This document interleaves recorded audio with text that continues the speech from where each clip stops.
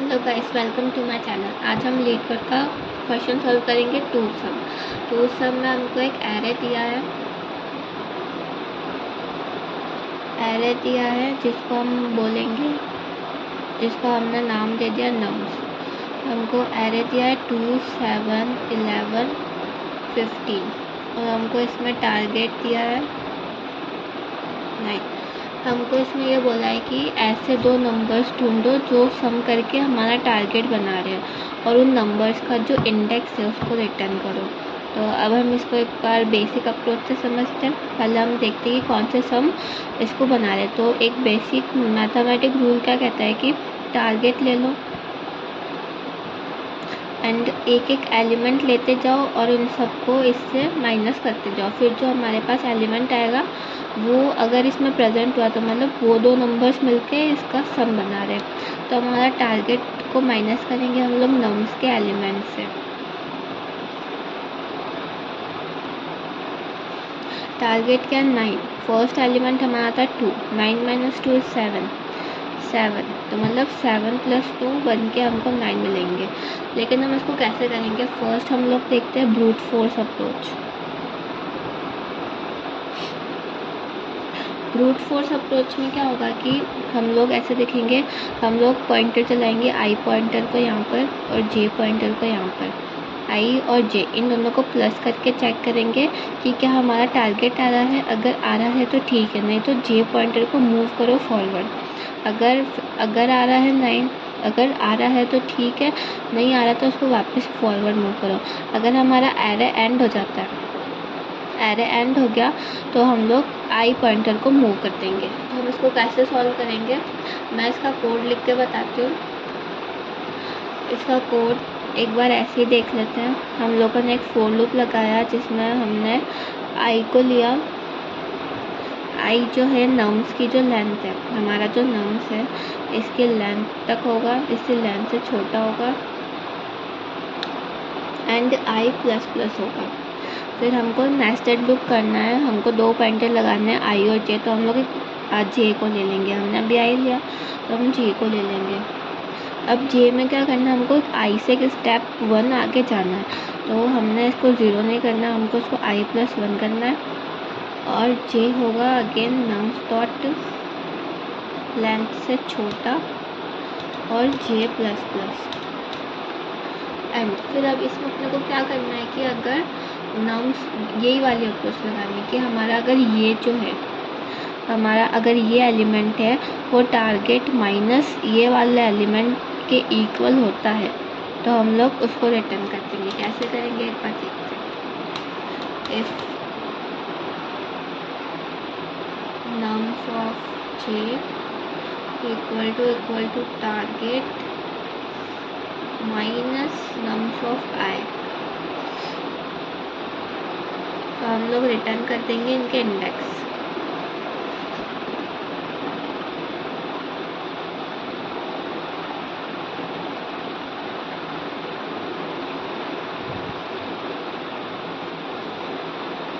ये हमारा brute force हो गया। लेकिन अब इसमें क्या होगा, हम लोग इसको चेक करेंगे, देन अगेन आगे बढ़ेंगे। ऐसे करते करते हमारी जो टाइम कॉम्प्लेक्सिटी होगी, टाइम कॉम्प्लेक्सिटी हो जाएगी big O(n)², जो कि बहुत ज़्यादा है। तो हम इसे रिड्यूस कर सकते हैं। हाँ, कैसे? हम इसका एक बेटर सॉल्यूशन लेंगे। बेटर सॉल्यूशन क्या हो सकता है कि हम लोग इसमें हैश मैप यूज़ करें। बेसिकली हैश मैप होता क्या है?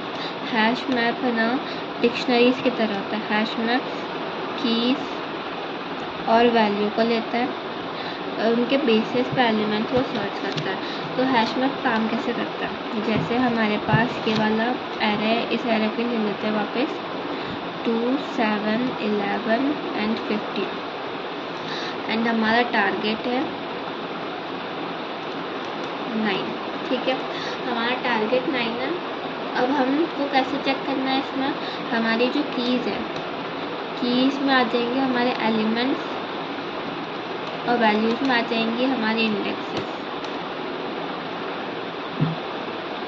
तो हम ऐसे स्टोर करेंगे इसको एक बेसिक बताने के लिए बना देते हैं।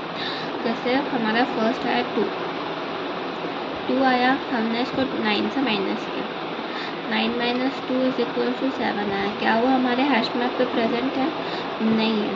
तो हम लोग 2 हमारा जो एलिमेंट था और उसकी जो इंडेक्स क्या थी 0, तो हम 2 को उसके इंडेक्स के साथ हैश मैप में स्टोर कर देंगे।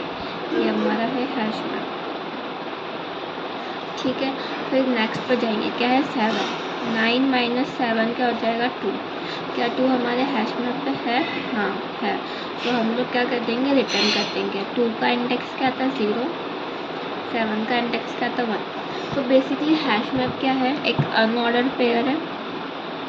अनऑर्डर पेयर में करता है, अगर मान लो कि हमारा ये तो ऑर्डर में आया, पहले हमारे पास 0 था, देन 1 था ये ऑर्डर में, लेकिन कुछ और ऐसा था जो ऑर्डर में नहीं होता, तो उसको हम लोग ऐसे कर लेते हैं 2, 3 इंडेक्स हो गया ऐसे। तो ये अनऑर्डर्ड पेयर होता है। तो हमको अगर ऑर्डर में करना है तो हम ऐसे ऑर्डर में कर सकते हैं, नहीं तो ये कैसे भी ऑर्डर में अपना आंसर दे सकता है।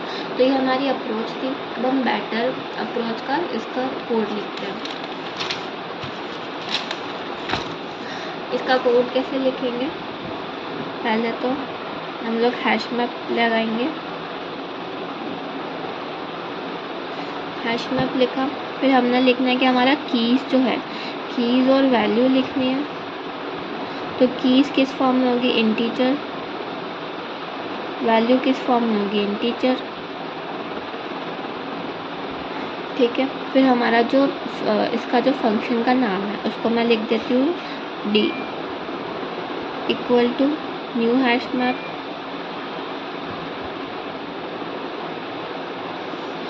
देन इसको क्लोज कर देंगे। ठीक है, फिर हम लोग फोर लूप लगाएंगे।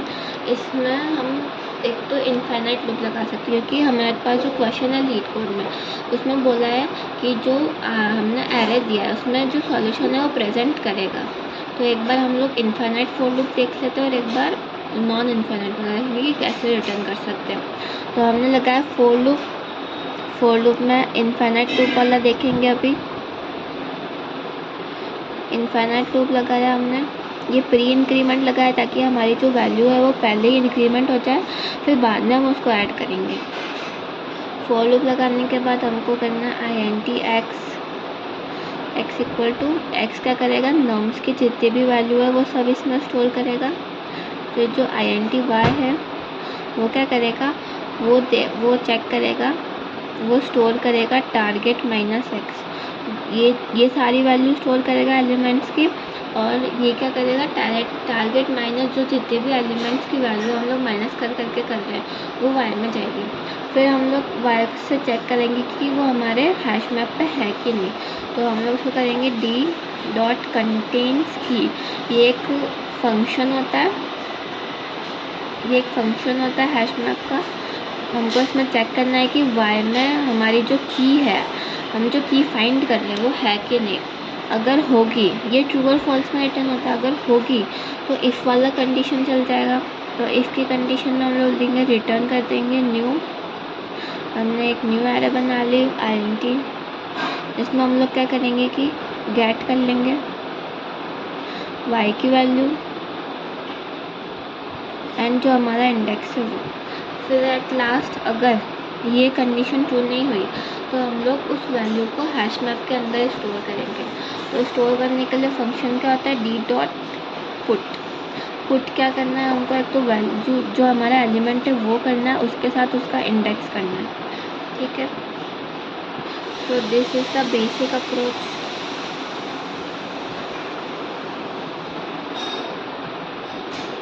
This was the basic approach of the better solution.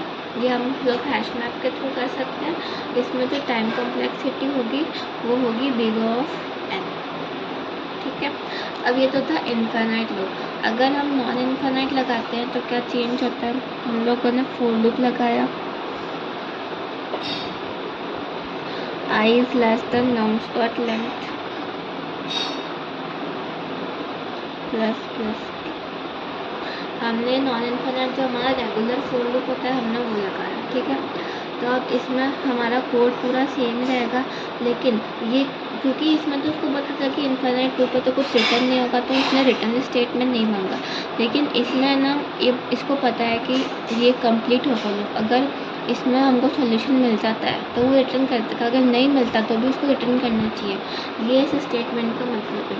तो हम स्टेटमेंट सेम ही रहेगा पूरा। एट लास्ट में हमको यहाँ पर एक रिटर्न लिखना है, रिटर्न स्टेटमेंट। रिटर्न स्टेटमेंट हम लोग लिखेंगे एम्प्टी वाला। हम लोग एक न्यू इंटीजर एरे बना देंगे एंड उसको एम्प्टी रख देंगे। अगर हमारे कोड में सॉल्यूशन प्रेजेंट है तो वो इस तक पहुँचेगा ही नहीं, वो अंदर ही रहेगा, अंदर यहाँ तक वो सब रिटर्न करके सब स्टोर कर लेगा उसमें एंड हमारा आंसर दे देगा। अगर उस एरे में सॉल्यूशन प्रेजेंट नहीं है तो वो फिर ऐसे एम्प्टी रिटर्न पर, एम्प्टी एरे पर आएगा एंड देन वो अपना कोड एक्सिक्यूट करेगा। तो बेसिकली हमने एक ब्रूट फोर्स अप्रोच देखी जिसमें हमारा बिग ऑफ n स्क्वायर लग रहा है और हमने हैश मैप लगा के हमने उसकी टाइम कॉम्प्लेक्सिटी को रिड्यूस कर लिया। इससे ज़्यादा optimal solution I don't think ये कोई होगा, लेकिन अगर होता है तो please let me know. That is it for today.